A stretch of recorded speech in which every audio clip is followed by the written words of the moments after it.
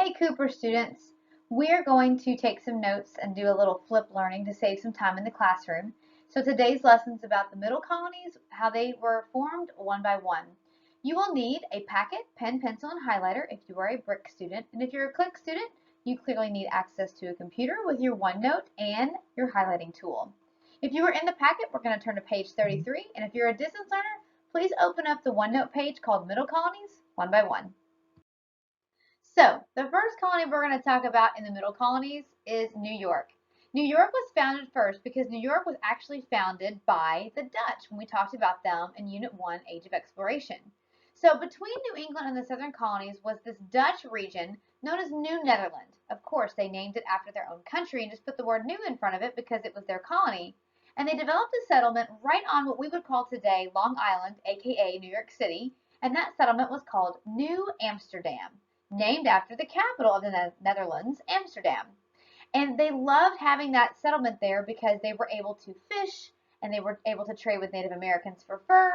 And they had access to a very important river there known as the Hudson River. Now, the Hudson River was named for the explorer Henry Hudson, who actually explored in that area looking for the Northwest Passage, although he never found it.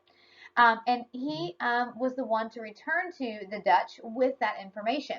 Now, if you look at the map at the bottom of your page, the Hudson River is the one that flows from Long Island, where that solid red dot is near the bottom of the map, all the way up almost completely to New York. So this river is very important. It's going to be a river that links rich farmlands, forests, and furs, making New Amsterdam a center of shipping to and from the Americas. And so the Dutch were able to develop settlements along the Hudson River, do the trapping of the fur, grow crops, hunt through the forest, and then put them on ships and head back to the Dutch land, or New Netherlands, or just Netherlands, sorry, with all of the riches they found in America. So they called themselves the Dutch West India Company, and they were trying to increase their population in the colonies so that they can get more crops and more furs and more things that grow and live in the forest. And so they decided to offer to the people living in the Netherlands patroons. Patroons is a vocab word. You'll want to stop right there and highlight it. Patroons are land grants. And so these land grants were offered to people who are willing to move to the Americas, bring 50 people with them, and if you did that, you would get these huge tracts of land. Well, what are you going to do with that land? You're going to farm on it. Now, these patroons, they ruled like kings, and their people that they brought with them are obviously very, very poor, and they're looking for a new way in life. And they all made their own courts and laws, and so these settlers work the land for the patroons and share the profit from the crops. So the Dutch are living happily ever after in their one peaceful colony of New Amsterdam in the colonies of the Americas. But not for very long because England is going to step in on the scene. Now, in 1607, England established its first permanent settlement of Jamestown, Virginia, and then in 1620, the Pilgrims came to Massachusetts. Later, the Pilgrims in 1630 settled. And so basically, the middle colonies, or New Amsterdam in particular, is pretty much just sandwiched between two large English colonies. So it didn't take long for England to say, no, no, no, Dutch, I don't know what you're doing and what we're going to claim as New York, but you need to get out. Why do they say it's theirs? Because they believe that in the late 1400s, when all these explorers were out looking for the Northwest Passage, their guy, John Cabot, some people say Cabot, I'm going to say John Cabot because I like to be all like Frenchy and proper. So John Cabot actually was sailing in the Americas during that time and explored that particular region. So in 1664, to move the Dutch out, the English sent a fleet to attack New Amsterdam. And of course, the governor of the Dutch colony, Peter Stuyvesant, doesn't put up a fight. Why not? Because we're talking about the same English fleet that defeated the Spanish Armada. So Peter Stuyvesant surrenders without a fight.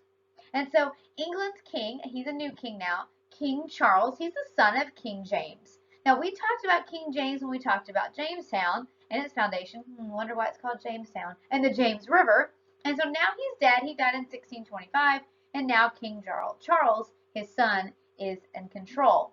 So England's King Charles is very happy to have another new colony under his belt. So he decides to just give it away to a good buddy of his. Oh, why not his own family member? So he gave it to his brother James. And James, who is technically in line for the throne, will never get it, is known as the Duke of York. And so when James becomes the new proprietor of the colony, he's going to name it after himself, because who wouldn't name a colony after themselves? I like the idea of New Cooper. It sounds very nice. So this now became known as New York.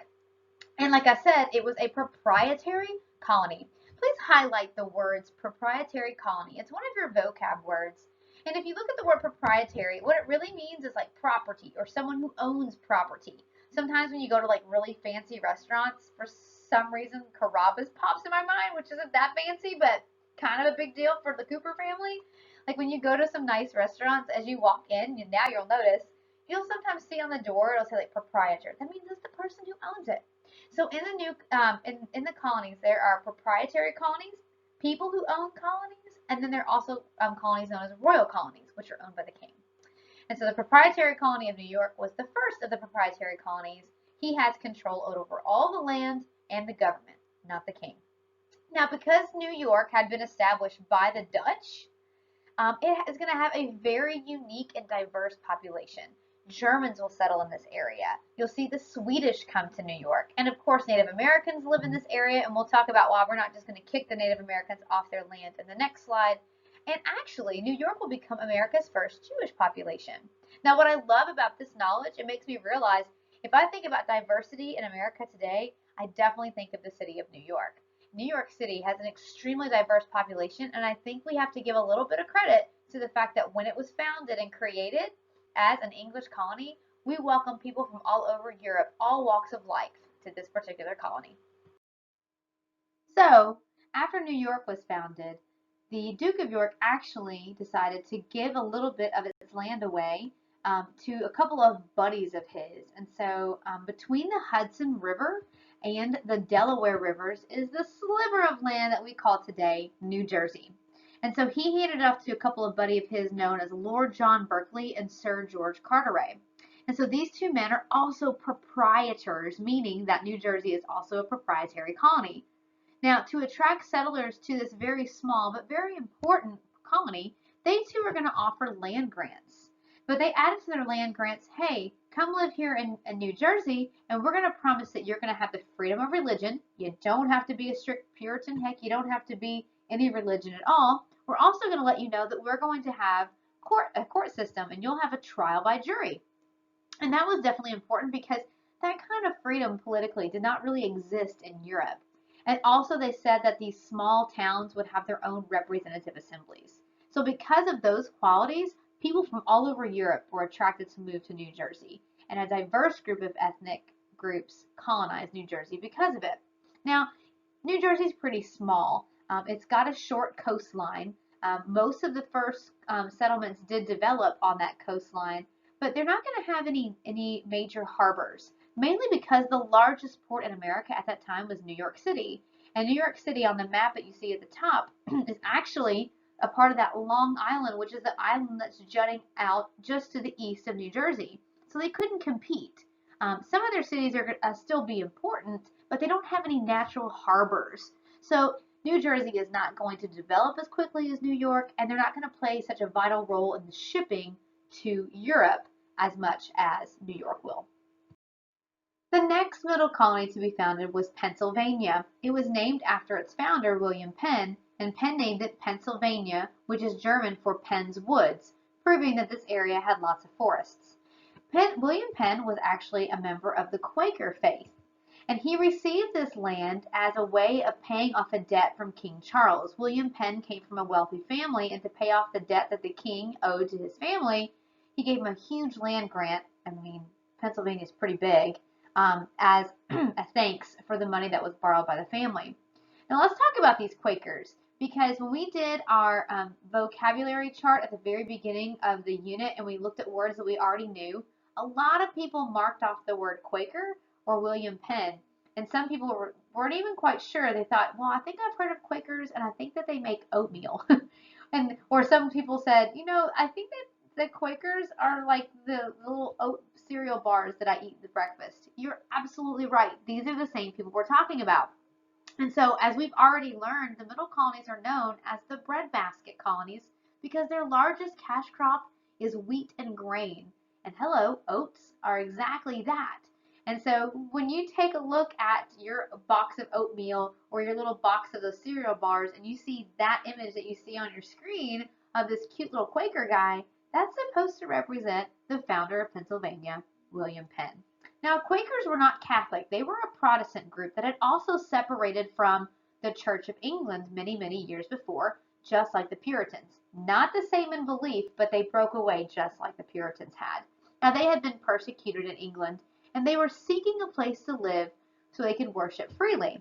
So William Penn is willing to open this colony up for a place for not just Quakers to live. He called Pennsylvania his holy experiment. And the Quakers are also known as a society of friends. He believed that everybody should live equally. And so when he called his new colony a holy experiment, what he was saying was, can people from all walks of life, all different religions, can they live in one place harmoniously and not fight and not argue? And the answer to that is yes, because Pennsylvania became a very successful colony. They were also known as, or Quakers were also known as, pacifists. And pacifist is another word for people who are very peaceful. They don't like to fight. Here's a corny way of remembering it. Pacifists pass on fists. No thanks, I don't want to hit you. So let's take a second. There's a few words we need to highlight in that first passage. Please highlight Quaker. It's one of your vocab words, as well as William Penn. Let's also highlight holy experiment. You'll definitely see that again. And of course the word pacifists. So Quaker, pacifists, Society of Friends, and Holy Experiment, they all go together with William Penn. Now, Penn was very involved in the founding and development of his colony. He actually supervised the building of his first settlement in Pennsylvania, and he called it Philadelphia, which is Latin for City of Brotherly Love. If you've been to Philadelphia, maybe you've seen that image that's at the kind of bottom of the screen, the love, because that has just kind of been their motto. Now, to be honest, Philadelphia is not the most happy place to live nowadays. They have lots of issues in their city, but it still is very unique and very diverse. And so Penn, setting up this colony as a holy experiment, named his first settlement something that would establish the idea of equality and peace with others. Now, he actually designed the city himself, and he wrote the first constitution for Pennsylvania. He also thought that it was wrong for him, even though he had a charter from the king to establish a colony here, he thought it was wrong to just take the land from the Native Americans. So he actually went to the local tribe and paid them for the land. Nobody else was going to do something like that. He also knew that it was a good idea because he wanted to negotiate several treaties with them and build strong relationships with the natives living nearby. By 1683, just 3 years after the colony was founded, there were more than 3,000 settlers all across the country, all across the world. England, Wales, the Netherlands, and Irish found Philadelphia to be a great place to live. Philadelphia grew quickly because of all these people migrating to the Americas and became the largest city and most popular port in the United States. It will soon be taken over by New York City, but for now, Philadelphia is the most popular port in America. So the Philadelphia Eagles are named this because of a certain reason. Think about why Philadelphia might name its NFL team after our national bird. And last but not least, or maybe least in size, is Delaware. It's only 3 counties today. So the colony of Delaware was actually already settled by people from Sweden who'd been a part of that area for a few years before William Penn even got there. So when Penn realized that that was technically part of the charter that he received from the king, but these people were already living there, he allowed them to stay and form their own legislature, their own Congress. And so they functioned as a separate colony from Pennsylvania. Just to keep ties with Pennsylvania, however, they still remained under the authority of Pennsylvania's governor. So the 4 colonies of the Middle Colonies, New York, New Jersey, Pennsylvania, and Delaware, all have owners. In other words, they're property owned by somebody other than the king. So all 4 of them are proprietary colonies. It's going to be the only colonial region where you're going to see the most proprietary colonies. All the rest will be at some point owned by the king. So because we talk about the Swedes that living in Delaware, I thought you should know that the University of Delaware, because I'm sure you've heard of it, known as the Fighting Hens, The color of their college is blue and yellow, which is kind of a shout out to its early founding fathers that came from Sweden. The Swedish flag is blue and yellow, and probably one of our favorite things that came from Sweden, IKEA, is also very blue and yellow too. And finally, take a moment to debrief these notes by answering these short 4 questions at the bottom of the notes. This is on page 34 if you have the packet, and if you're on OneNote, it's at the bottom of the page. Number 1, describe how the colony of New York developed as an English colony. That's a good story. Number 2, how did the Middle Colonies advertise to make their region more attractive to settle in than the New England and Southern colonies? Protrudes. Number 3, name the largest port city in the region at that time, and that's what's key. How does its nickname explain the beliefs of the Middle Colonies? And number 4, knowing that Pennsylvania was founded by people known as the Quakers, make an inference on how you think Africans and women will be treated in the Middle Colonies.